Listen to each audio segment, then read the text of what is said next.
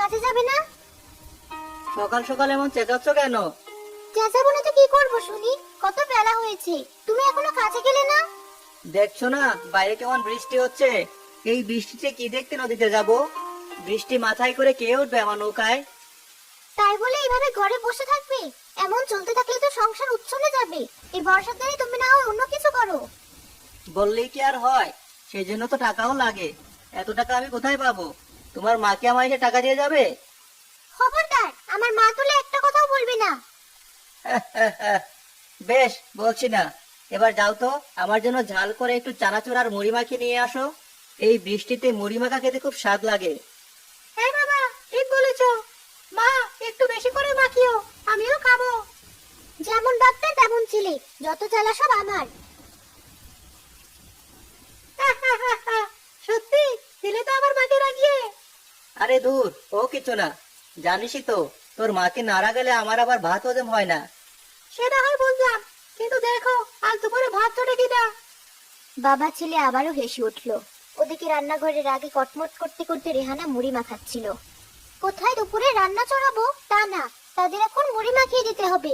দেখবো আর কতদিন এই আরাম চলে। তখনই এক বুড়িমা ছাতা মাথায় দিয়ে তাদের উঠোনে এসে দাঁড়ালো। মা রেহানা, কোথায় গেলি? বাইরে আয় মা। আরে, মায়ের গলা মনে হলো, কিন্তু এই অসময়ে মা আসবে কোথা থেকে? কোথায় গেলি? তাড়াতাড়ি একবার বাইরে আয়। এ কি মা, তুমি? হ্যাঁ মা, তোরা তো আর যাবি না, তাই আমি চলে এলাম। কি করব বল, তোর কথা খুব মনে পড়ছিল। খুব ভালো করেছো মা। কোথায় গেলে? তাড়াতাড়ি একবার বাইরে এসো, দেখো কে এসেছে। মা, আপনি এই অসময়ে? কেন বাবা, আমি এসে কি তোমায় বিপদে ফেলে দিলাম? কি যে বলো না মা, ভিতরে এসো। এই যে বাবা, বস্তাটা ভেতরে নিয়ে যাও। এতে আম, নারিকেল আর তোমাদের জন্য কিছু পিঠা এনেছি। এইসবের কি দরকার ছিল মা? কি যে বলো না বাবা, মেয়ের বাড়ি কি আর খালি হাতে আসা যায়? এতে কিছু মাছও আছে, তাড়াতাড়ি বের করে কেটে ফেল মা, নইলে আবার নষ্ট হয়ে যাবে। তুমি চিন্তা করো না, আমি সব করব। আগে তুমি ঘরে চলো দেখি। যাক, ভালোই হয়েছে, অনেকদিন পর নানির হাতের পিঠা খেতে পারবো। তাছাড়া শুনলাম মাছও এনেছে, গরম গরম মাছ ভাজাও খাওয়া যাবে। কি বলো বাবা? হ্যাঁ বাবা, সবই তো ঠিক আছে, কিন্তু হাতের যা অবস্থা, এই সময় অতিথি আপ্যায়ন করাটা কি আর সহজ হবে? মতিন যখন এসব ভাবছিল তখনই রেহানা তাকে ডাকতে লাগলো। কোথায় গেলে? একবার রান্নাঘরে এসো।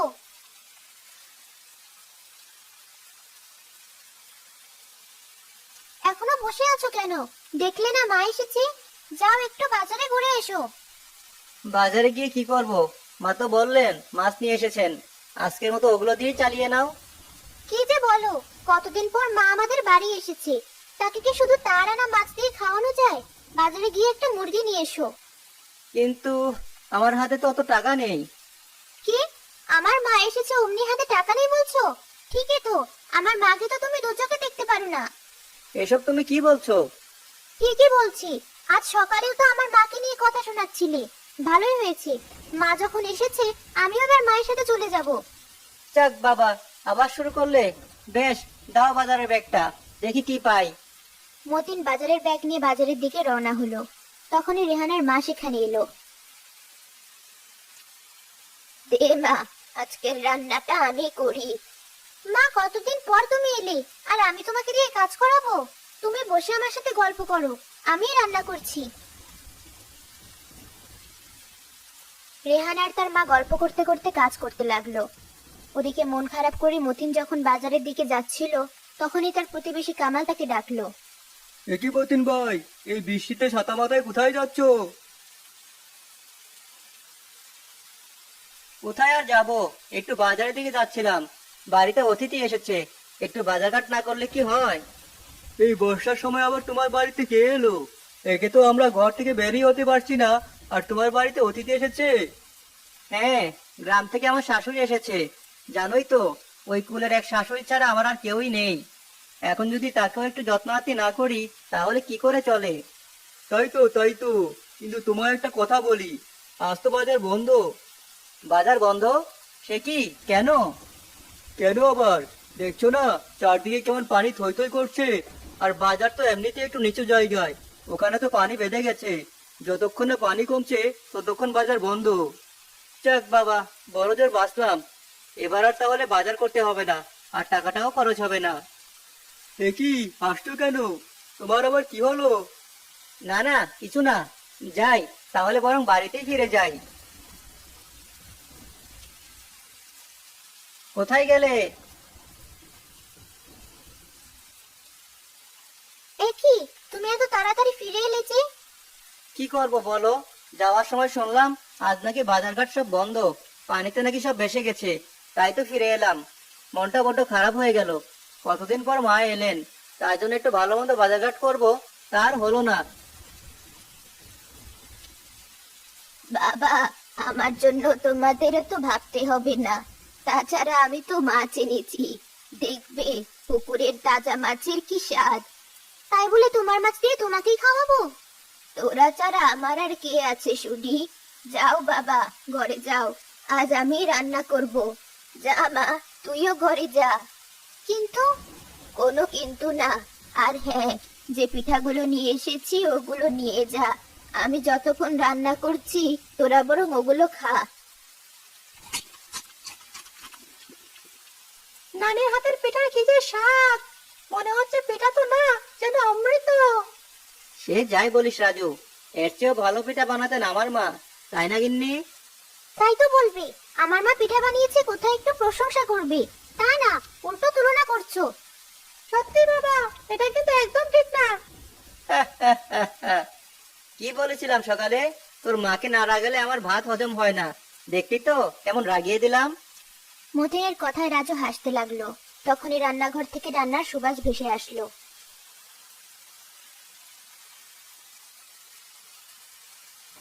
আহ, কি সুন্দর সুবাস!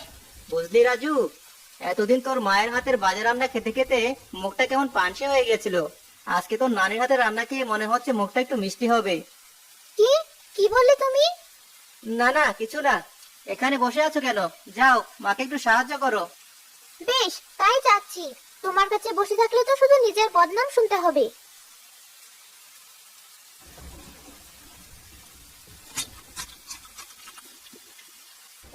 আহা, কি স্বাদ! সত্যি মা, আপনার হাতের রান্নার স্বাদ মুখে লেগে থাকার মতো। এবার একটু ভালো করে আপনার মেয়েকে রান্নাটা শিখিয়ে দিয়ে যাবেন। ও যেসব রান্না করে তা তো আর মুখে তোলা যায় না। আমার মেয়ের হাতের রান্না আমার থেকেও ভালো। ওর বাবা যখন বেঁচে ছিল তখন ওর হাতের রান্না খুব ভালো খেত। ঠিক বলেছো নানি, বাবা শুধু মাকে রাগায়। তোমার রান্না তো ভালোই, তবে আমার মায়ের রান্না অনেক ভালো। আমার সোনা ছেলে, নে বাবা, আরেকটা মাছ নে। যাক বাবা, আমি আবার কি করলাম? কথা না বলে খাওয়া শেষ করো। পড়লে নাকি? না, ঘুমাইনি। কিছু বলবে? বলছিলাম আজকের দিনটা না হয় কোনো মতে কেটে গেল, কালকে কি হবে? আমিও তো সেটাই ভাবছি, হাতের যে অবস্থা। তাই বলে কি মাকে কিছু না খাইয়ে ফেরত পাঠিয়ে দেব? না না, তা কেন? দেখি, আমার কাছে কিছু জমানো টাকা আছে, কাল না হয় সেখান থেকে কিছু খরচ করব। চিন্তা না করে এবার ঘুমাও দেখি। মতিন আর রেহানা ঘুম। পরদিন সকালে রেহানা তার মাকে খুঁজে না পেয়ে এদিক ওদিক দেখতে লাগলো। আশ্চর্য তো, সকাল সকাল মা কোথায় গেল? মা! কি হয়েছে? ষাঁড়ের মতো চেঁচাচ্ছিস কেন? এ কি, তুমি ওখানে কি করছো? কি আর করব, দেখলাম তোদের উঠোনে কি সুন্দর কচু শাক হয়েছে, তাই তো তুলছি। আমি তো ভালো নারিকেল এনেছি, দেখবি নারিকেল দিয়ে কচু শাক রাঁধলে কেমন হয়। জামাই বাড়ি এসে তুমি কচু শাক খাবে? খাবো না কেন? কচু শাক আবার কি দোষ করলো?